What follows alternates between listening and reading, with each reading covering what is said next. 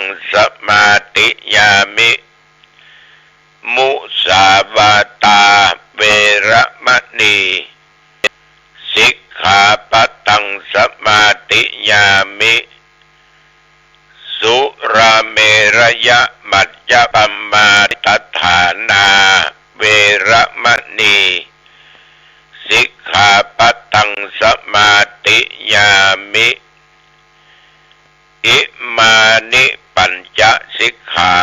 ปัตตานิสีเลนะสุขติงยันติสีเลนะโภกสัมปทาสีเลนะนิพุตติงยันติตัสสมาสีลังวิโสทะเยต่อไปตั้งใจสวดมนต์เนอะยะโตอังภาเกเนอริยญาจาติยาจาโตนาปิชานามิสันจิจาปานังชีวิตาวโรเปตาเตนะสะเยนะโสติเตโอตุโสติขัพพัชชาโพชังโกสัยสังกาโตธัมมานังวิจโยตถาวิริยัมปิติปัสสติโพชังคาจะตถาปะเรสัมมาตุเปโพชังคาสัตเตเตสัพพทัสสินามุนินาสัมมาทัคขาตาภาวิตาภาอุลิกตาสังวัตตันติอาปิญญายะนิพพานายะจะโพธิยาเอเตนะสัจจวัชเชนะโสติเตโหตุสัพพทาเอกัสสะมิงสามะเยนะโทโมคันลานัญจกัสสะปังคิลาเนตุคิเตติสวาโพชังเทสัตตาเทสานิเตจะตังอาภินันติตวาโรกามุจจิงสุตังคะเนเอเตนะสัจจวัชเชนะโสติเตโอตุสัพพทาเอกทาธรรมราชาปิเขลัญเยนะปิปิลิโตจินตเตเลนะตัญเยวะภานาเปตวานาสัทธะลังสัมโมติตวาจะอาภาธาตัมหาพุทธาสิทานะโสเอเตนะสัจจวัชเชนะโสติเตโอตุสัพพทาปะอินาเตจะอาปาทาตินนันนัมปิมาเอสินังมัคคาหัตตะกิเลสาวะปัตตานุปติธัมมะทังเอเตนะสัจจวัชเชนะโสติเตโอตุสัพพทาภวตุสัพพมังคะลังรักขันตุสัพพเทวตาสัพพพุทธานุภาเวนะสัทธาโสติภวันตุเตภวตุสัพพมังคะลังรักขันตุสัพพเทวตาสัพพท ธรรมานุภาเวนะสัทธาโสติภวันตุเตภวะตุสัพพะมังคะลังรักขันตุสัพพะเทวตาสัพพะสังฆานุภาเวนะ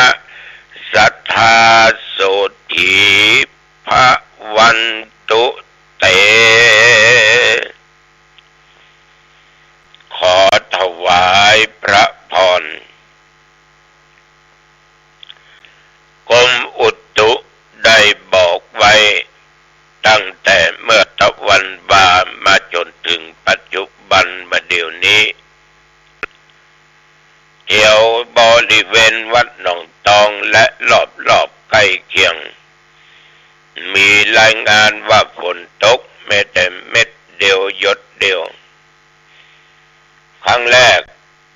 เมื่อสักทุ่มป่ายเนี่ยตั้งเขาลงมามิดมัดก็เรียกกับเป่งลึงแต่ว่าแสงเดือนแสงจันทร์นั้นไม่ได้ถูกเมฆบังสำหรับอากาศความหนาวก็มีความหนาวเย็นพอสมควรแต่ว่าตุพอทนได้เหมือนญาติโยมก็ทนได้ทนต่อร้อนทนต่อหนาวทนต่อการต่องานนับว่าสร้างบารมีแก่ตัวเองอุณหภูมิปัจจุบันบัดเดี๋ยวนี้17 องศา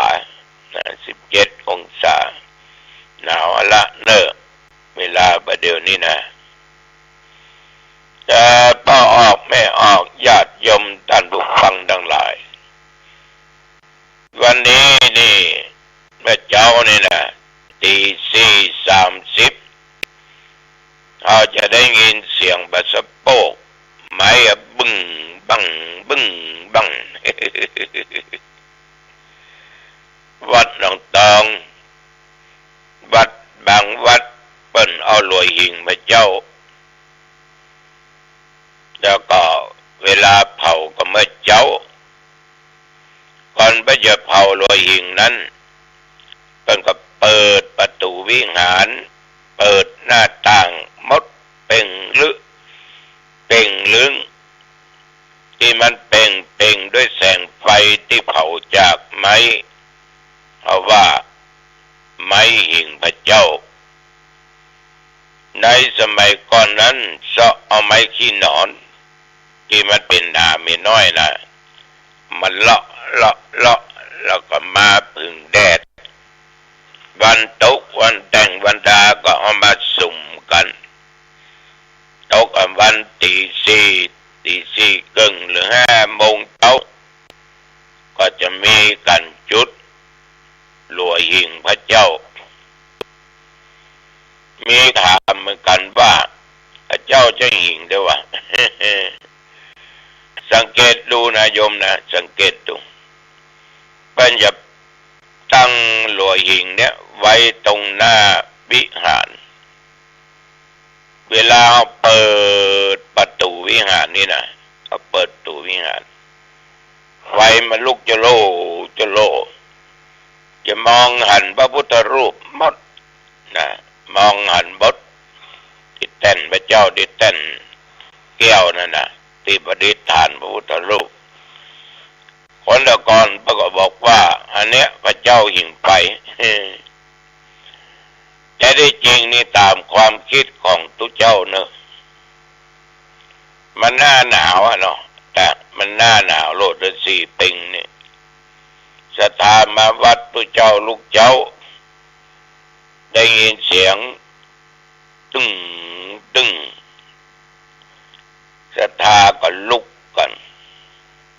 บางคนก็ลุกก่อนเวลามาวัดมะนาวสั่นย่อง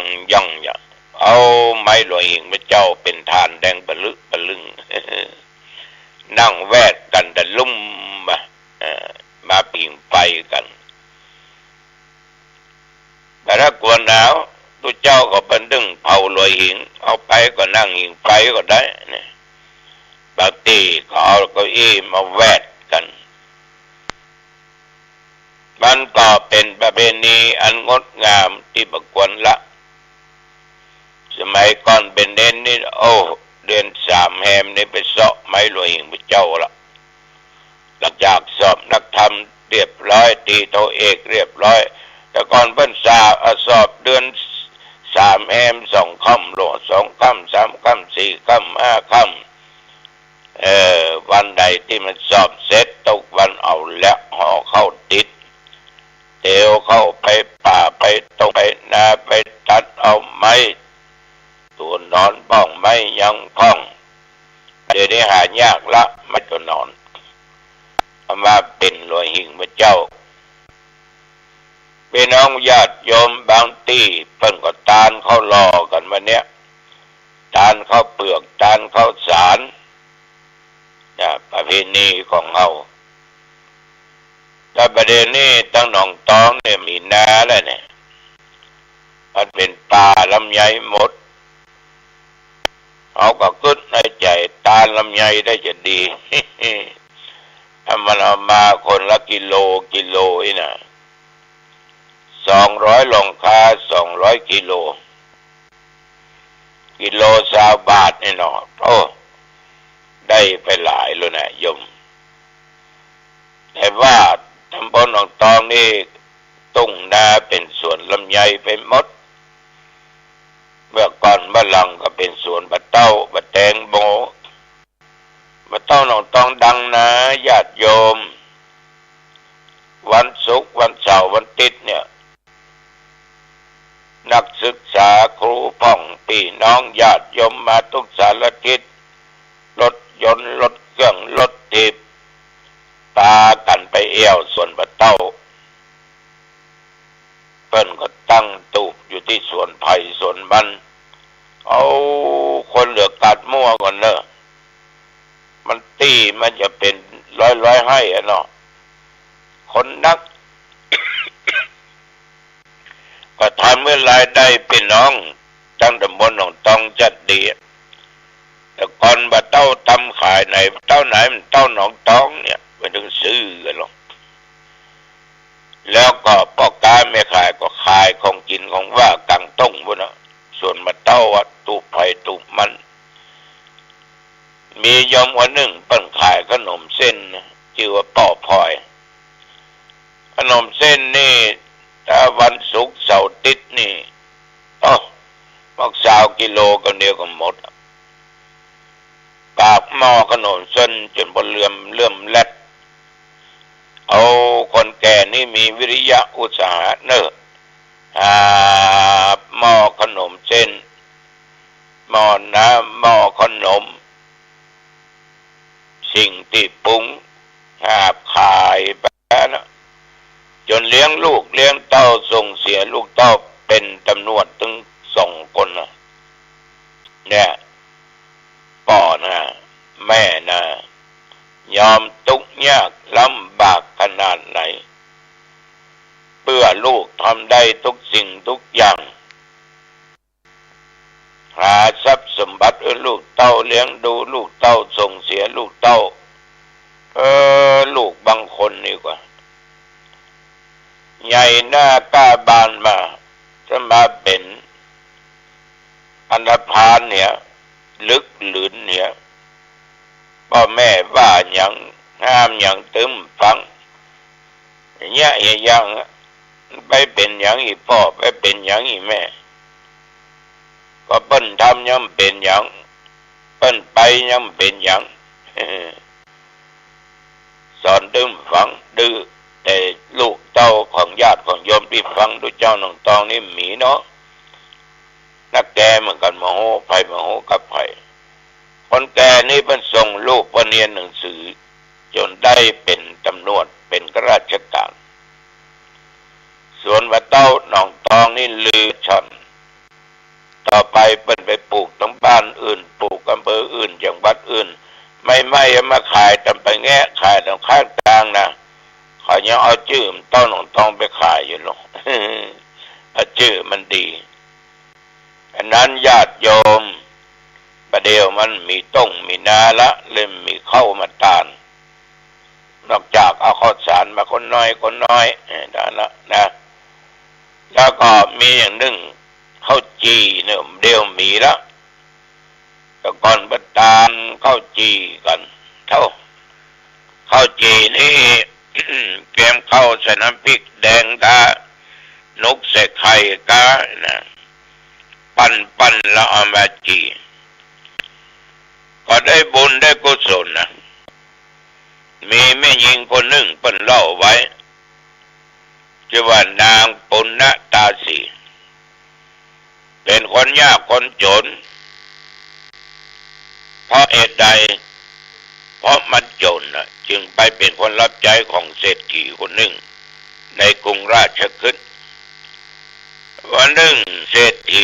นางไปซ้อมเข้าทำเข้าทำตัวใดก็บ่หมดตกค่ำตกมึนตกเย็นมาก็ออกไม่ออกญาติโยมทั้งหลายนางก็จุดไฟแล้วจุดไฟซ้อมต่อไปเหน็ดเหนื่อยเป็นอันมากพอถึงตอนเจ้ามานางก็เอารำเข้านั่นมาทำเป็นแป้งจีหรือข้าวจีเผาไฟสุกแล้วก็ใส่พกผ้าของตัวเองนั่นนะเดินไปตักน้ำปรารถนาจะบริโภคหรือกินด้วยตัวเองระหว่างเตียวตางนั่นก็ไม่ออกไปพบพระพุทธเจ้านางก็เกิดความเลื่อมใสเกิดในใจว่าเราเกิดมาจากนี้ตุกใบตุกบอดก็เพราะเราเนี่ยไม่ได้ทำบุญสุนทานได้กินได้ทานมาแต่ปางก่อนชาติก่อนชาตินี้เราจึงเป็นคนทุกข์ยากอับจนเราก็ไม่ได้ทำบุญ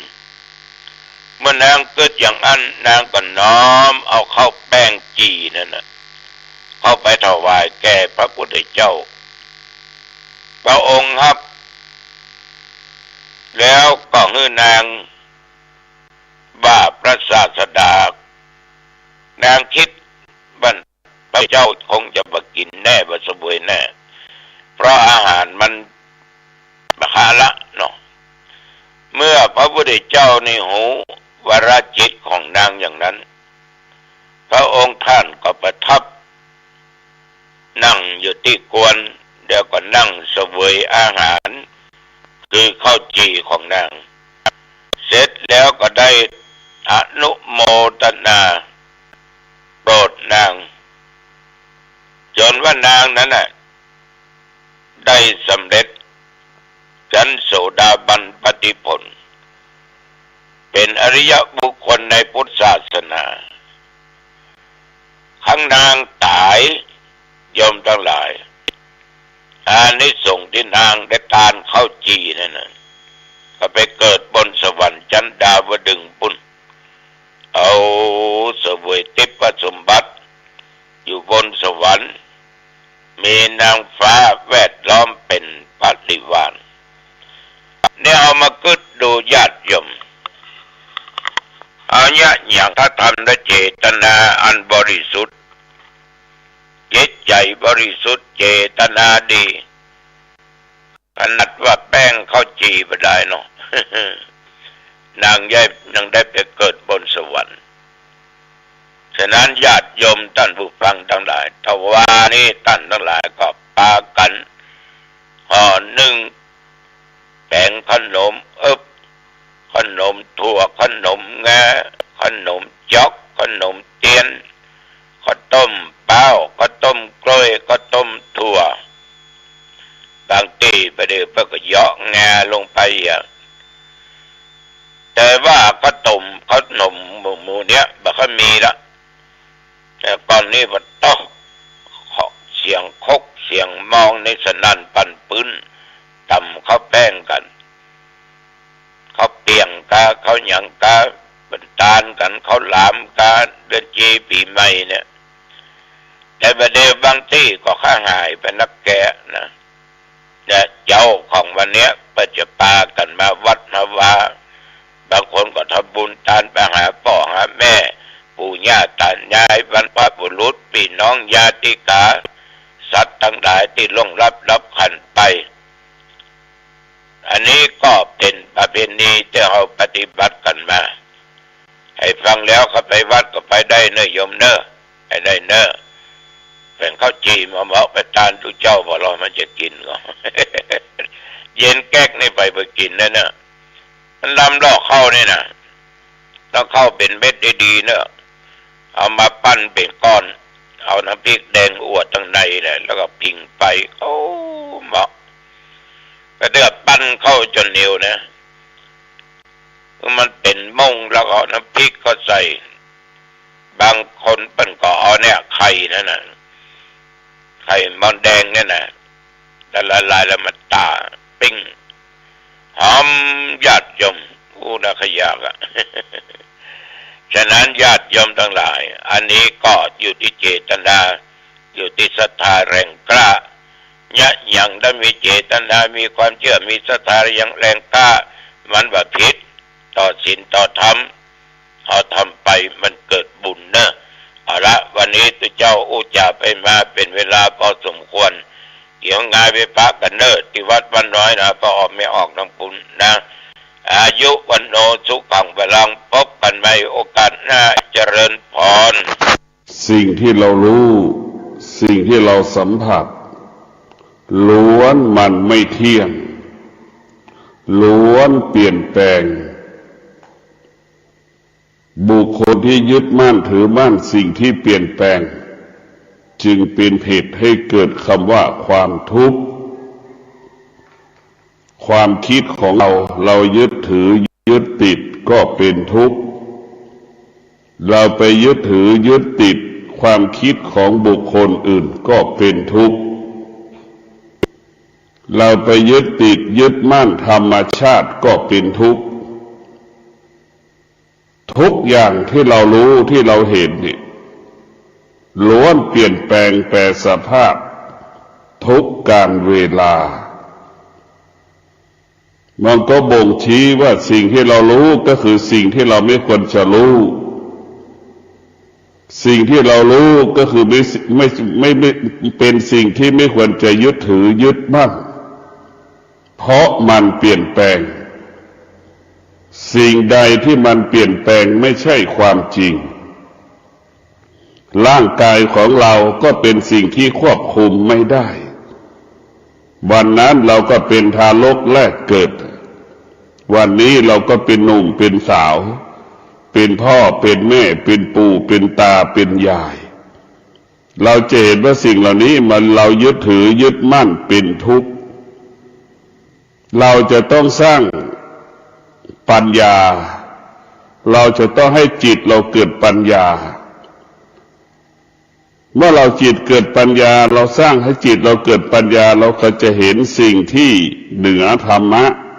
สิ่งที่อยู่เหนือธรรมชาติ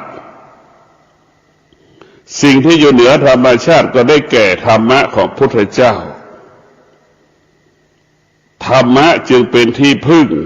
ของโลกธรรมะจึงเป็นที่พึ่งของสัตว์โลกตนแลเป็นที่พึ่งแห่งตนถ้าเราคิดได้เราก็ไม่สร้างภาระไม่สร้างปัญหาให้กับบุคคลใดบุคคลหนึ่งเราจะต้องแก้ไขชีวิตของเราพัฒนาชีวิตของเราด้วยตัวเราเองตนแลเป็นที่พึ่งแห่งตนธรรมะจึงเป็นที่พึ่งของชีวิตแต่ชาวโลกทั้งหลายกลับไปยึดถือว่าพ่อแม่เป็นที่พึ่งของชีวิตสามีเป็นที่พึ่งของชีวิตของภรรยามันคิดผิด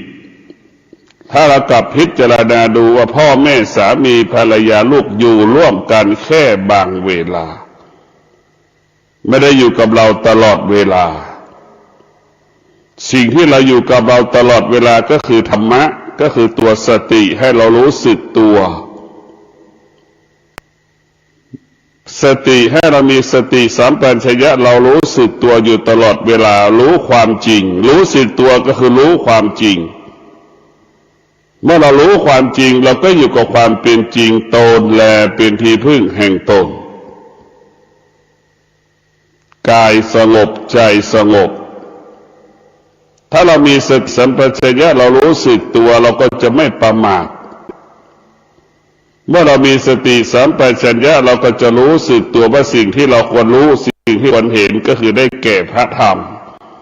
สิ่งที่เราควรยึดถือยึดมั่นก็ได้แก่พระธรรมตนแลเป็นที่พึ่งแห่งตนไม่มีศาสดาองค์ไหนทำให้คนพ้นทุกข์ไม่มีในโลก